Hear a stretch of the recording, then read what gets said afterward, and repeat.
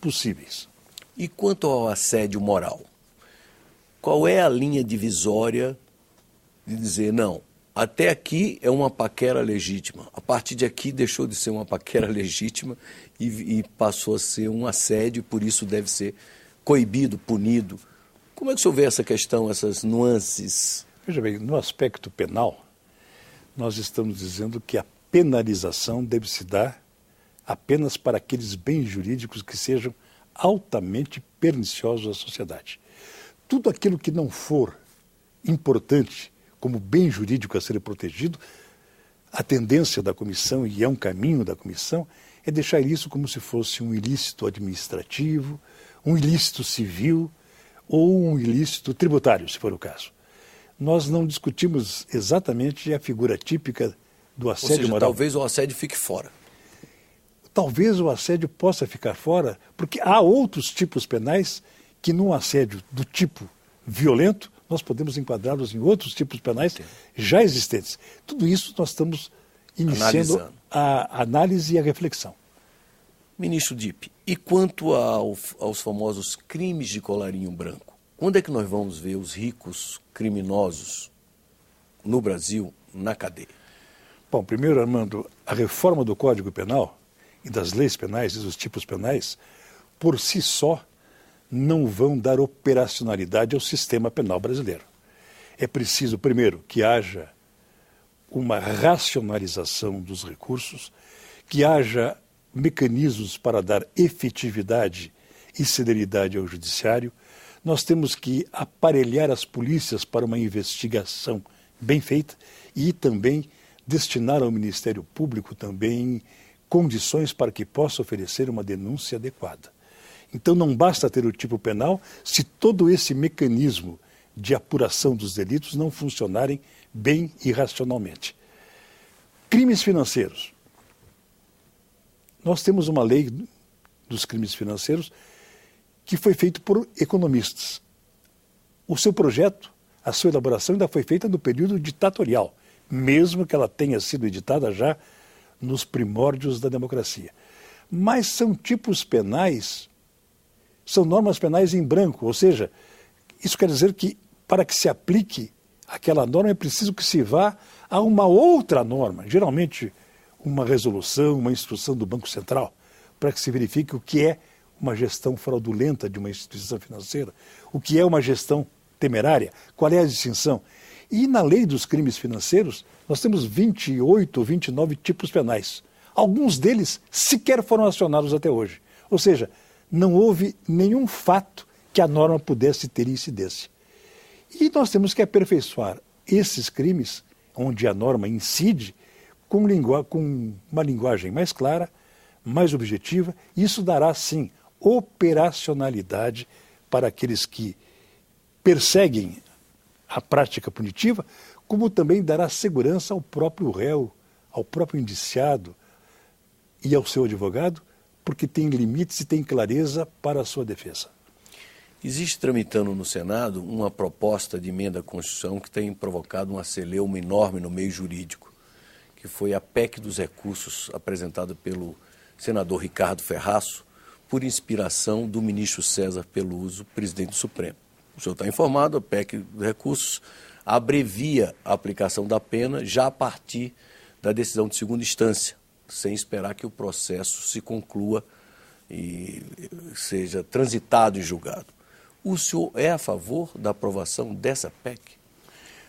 O que a Constituição diz é que a ampla defesa tem que dar guarida ao duplo grau de jurisdição. Nada mais do que isso. Por outro lado, a Constituição também fala em trânsito em julgado, que tem um outro aspecto, que é a adequação a todos os recursos possíveis. Em princípio, eu vejo com simpatia a PEC. Simpatia por um motivo. Ela estará dando maior importância às instâncias ordinárias, ou seja, a sentença do juiz de primeiro grau e a decisão do tribunal que a confirma.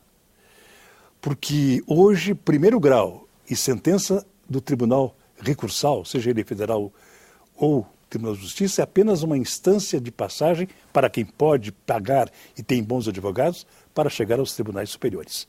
Então, nesse sentido de fortalecimento das instâncias ordinárias, evitar poder aplicar a norma penal e a condenação sem o trânsito em julgado naqueles moldes constitucionais, acho viável.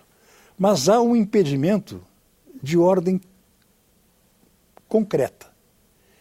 Enquanto o instituto do habeas corpus estiver sendo usado inadequadamente e abusivamente como substituto de qualquer recurso, recurso especial no STJ, recurso extraordinário no Supremo, enquanto os tribunais superiores, em especial o Supremo Tribunal Federal, der essa largueza de interpretação ao habeas corpus, essa emenda não terá eficácia concreta.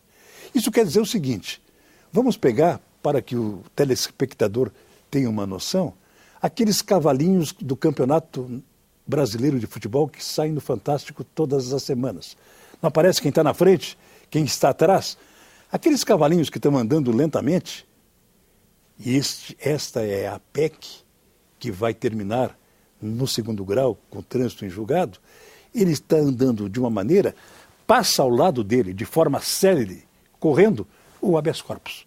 O cavalo fogoso e expedito, que vai poder destrancar aquilo que se queria trancar na primeira instância ou na segunda instância, como o trânsito em julgado.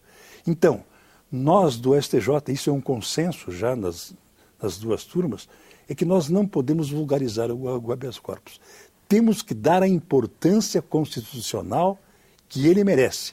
Porque ou seja, no momento... o senhor defende uma caracterização melhor no sentido de só se permitir o habeas corpus em determinadas circunstâncias bem determinadas. Naqueles casos que a Constituição e a lei permite. Uma decisão totalmente infundada, coação moral,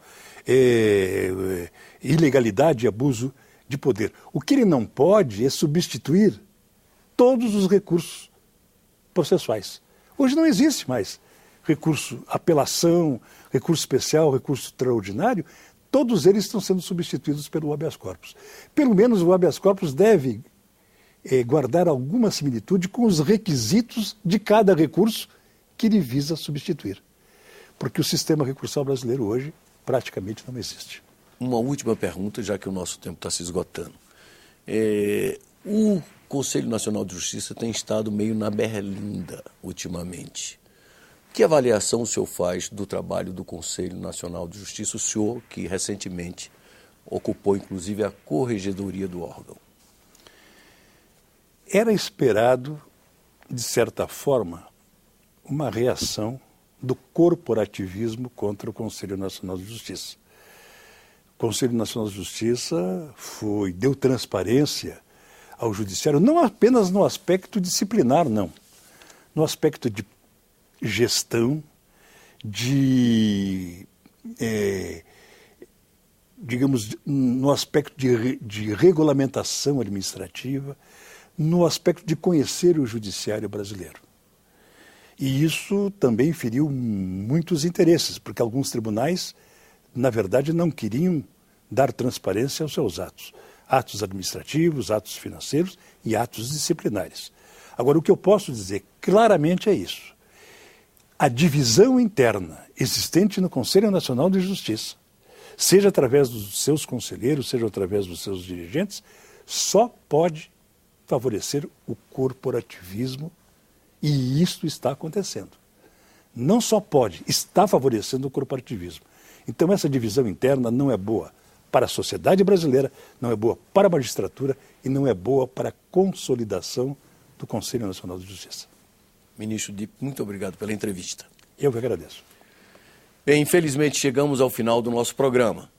Quem quiser encaminhar a sua crítica ou comentário, podem fazê-lo acessando o nosso portal www.senado.gov.br/TV.